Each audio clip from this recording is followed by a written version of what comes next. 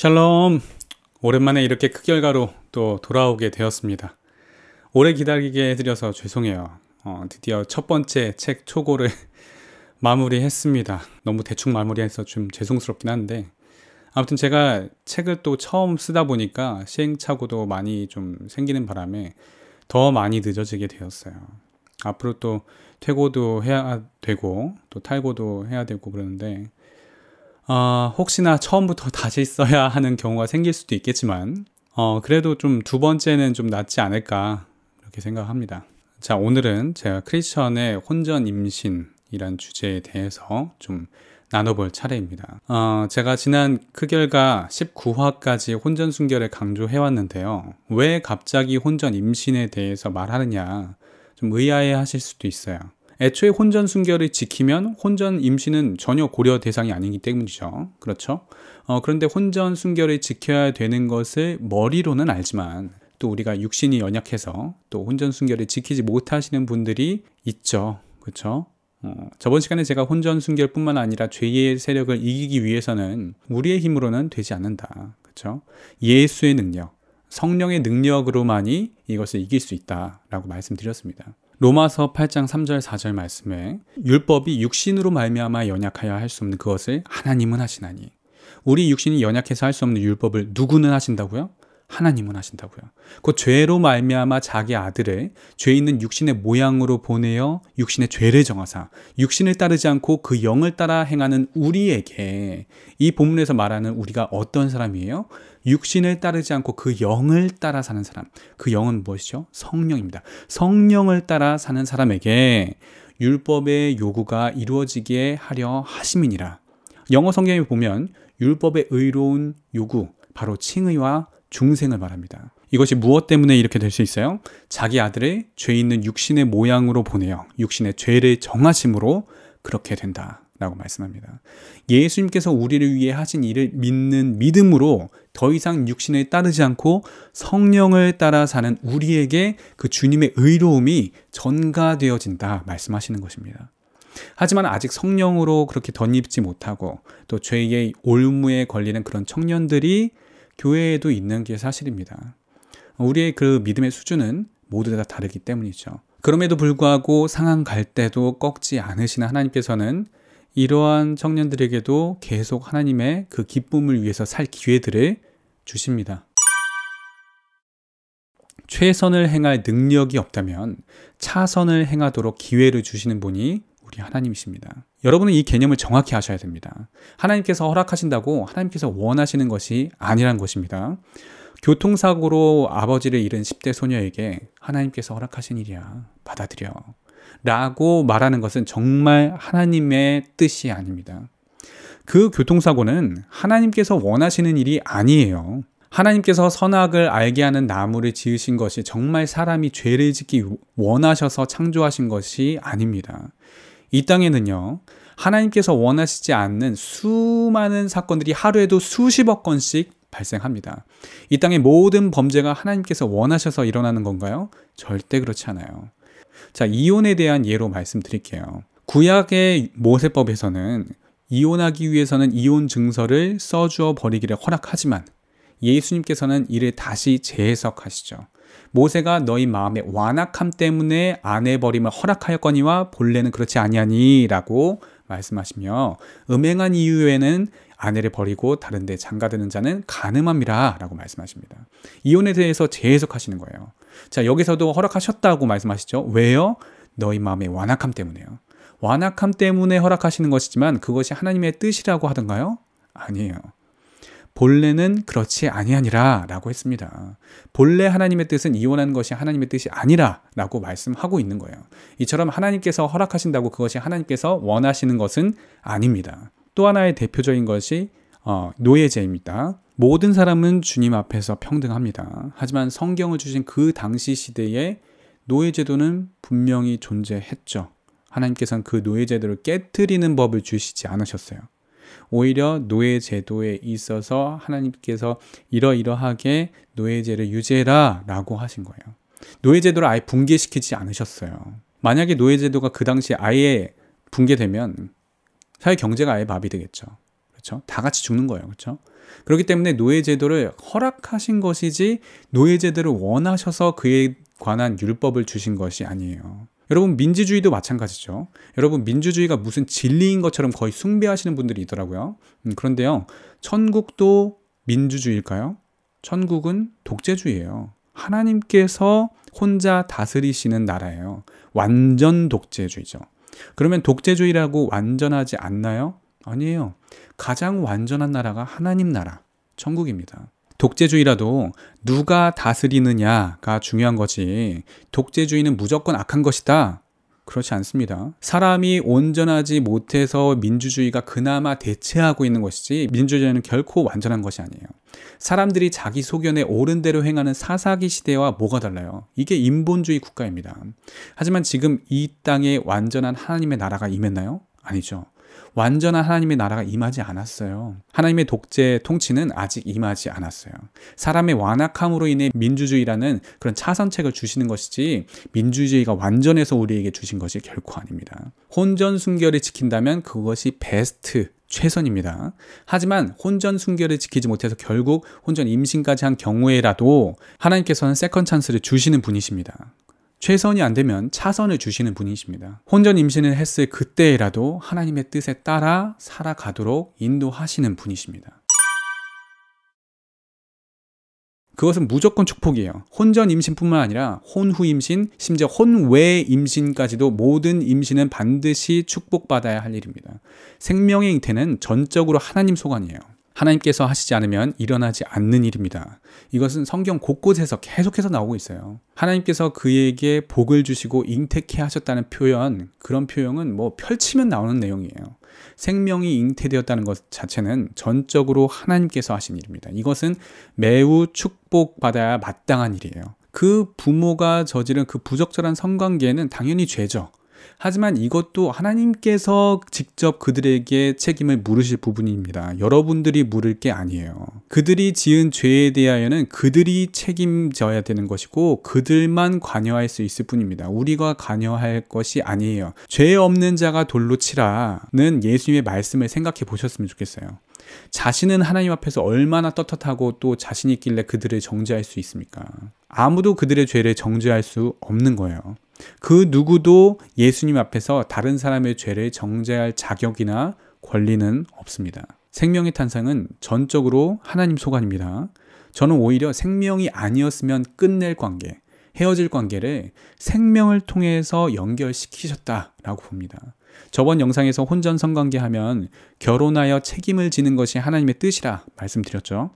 혼전 임신으로 인한 결혼은 어찌 보면 자신들이 한 혼전 성관계에 못다한 책임을 끝까지 질 수 있도록 인도하시는 하나님의 또 다른 세컨 찬스, 또 다른 은혜라고 믿습니다.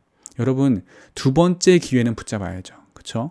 혼전 성관계는 결혼의 책임과 의무는 지지 않으면서 결혼의 특권만 누리려고 하는 이기적인 행동이라고 말씀드렸습니다. 이것이 왜 그런지는 앞서 설명드렸으니까 그 결과 17화부터 18화, 19화 참고 부탁드립니다. 그래서 피임약, 피임 도구는 이러한 자신들의 책임을 피하게 만드는 장치들이에요. 이러한 피임약, 피임 도구들은 미혼자들을 위한 것이 아니에요.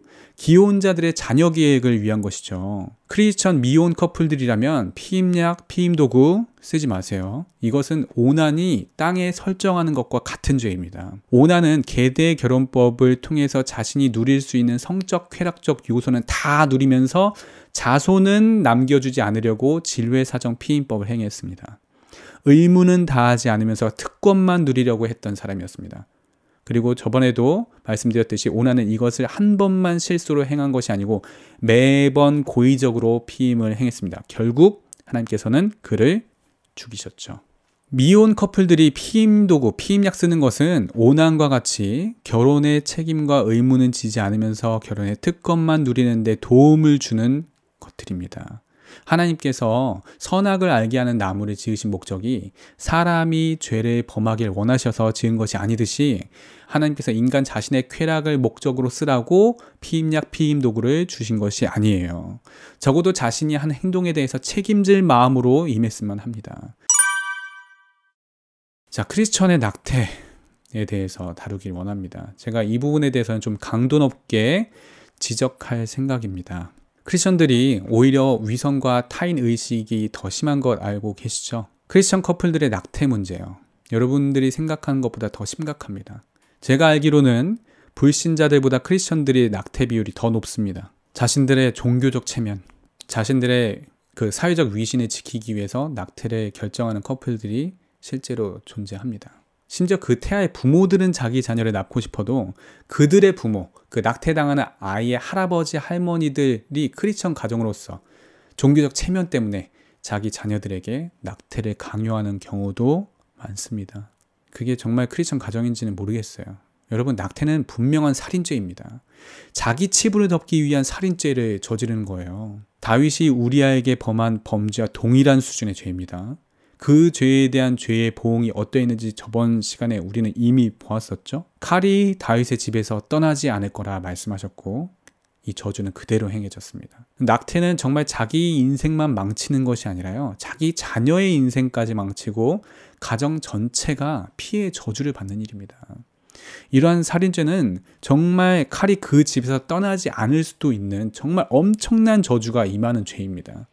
이것은 정말 하나님보다 사람을 두려워하는 마인드에서 나온 것입니다. 사회적 체면을 생각해서 주변인들의 그 평가를 두려워하고 생계를 두려워하는 거죠. 얼마나 그 체면이 중요한지, 얼마나 그 사회적 위신이 대단한지 모르겠지만 그게 생명을 거둘 만큼 그렇게 귀중한가요?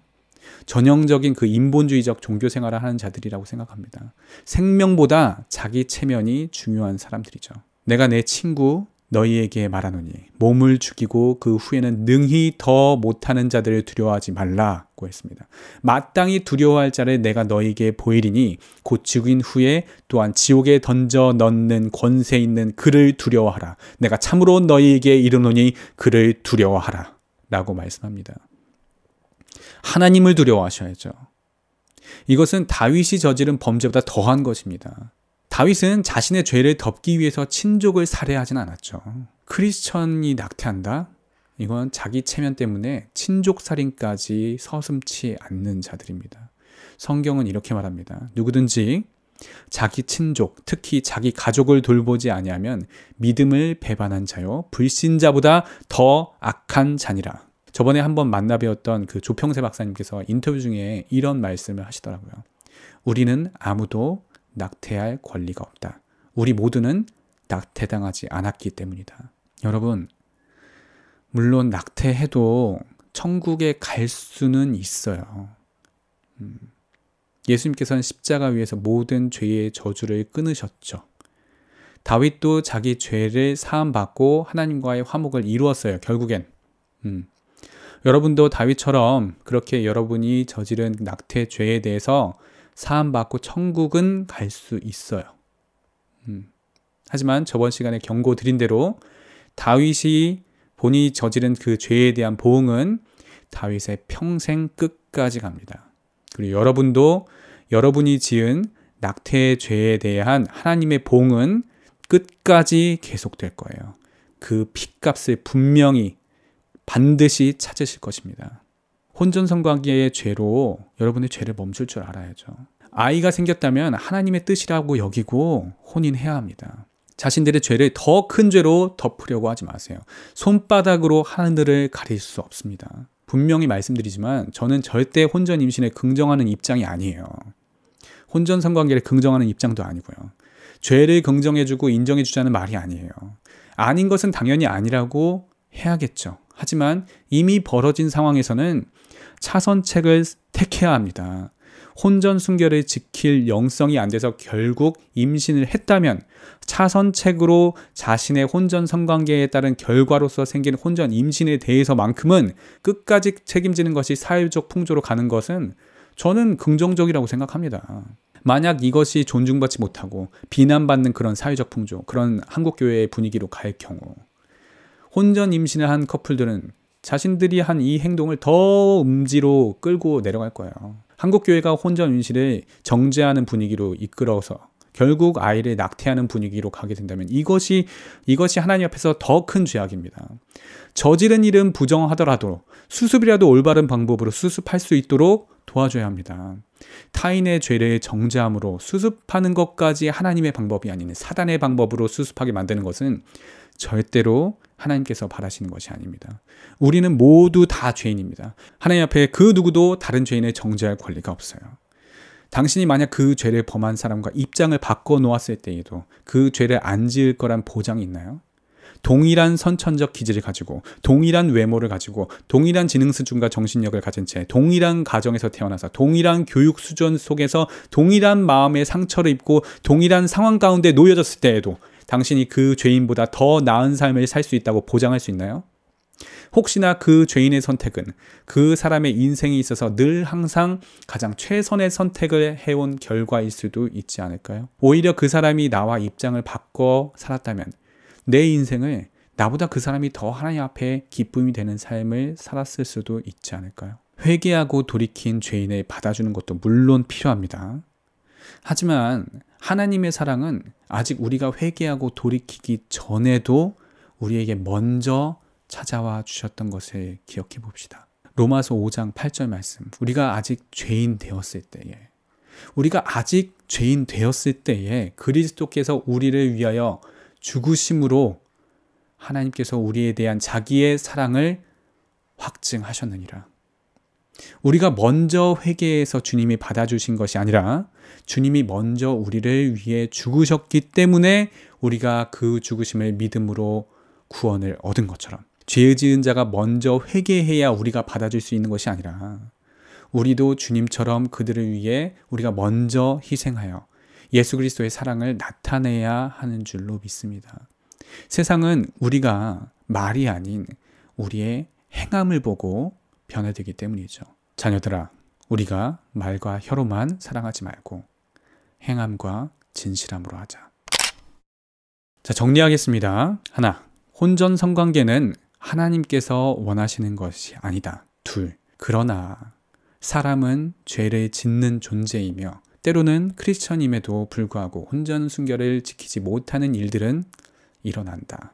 셋, 혼전 임신, 혼후 임신, 심지어 혼외 임신이라 할지라도 부모의 죄와 상관없이 모든 생명의 탄생은 축복이다. 넷, 하나님은 인간의 완악함 때문에 차선책을 주시는 분이다.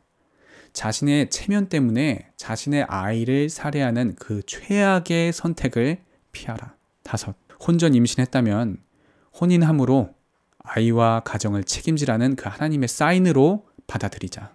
여섯, 오직 예수님 외에는 아무도 다른 사람의 죄를 정죄할 권리는 없다. 일곱, 누군가 원치 않는 임신을 했다면 예수님의 사랑으로 다가가자. 오늘 내용은 사실 굉장히 무거운 내용이기도 하고 우리 사회와 그 한국 사회의 어두운 이면을 다룬 내용입니다. 목회자의 혼전 임신에 대해서는 어떻게 대응하는 것이 성경적일지, 또 혼외 자식에 대해서는 누가 어떻게 양육해야 할지 등등 오늘 내용에서 파생되는 그런 다양한 난제들이 복합적으로 작용하는 문제이기도 하죠. 결국 돌고 돌아서 제일 중요한 것은 말씀과 기도인 듯 합니다.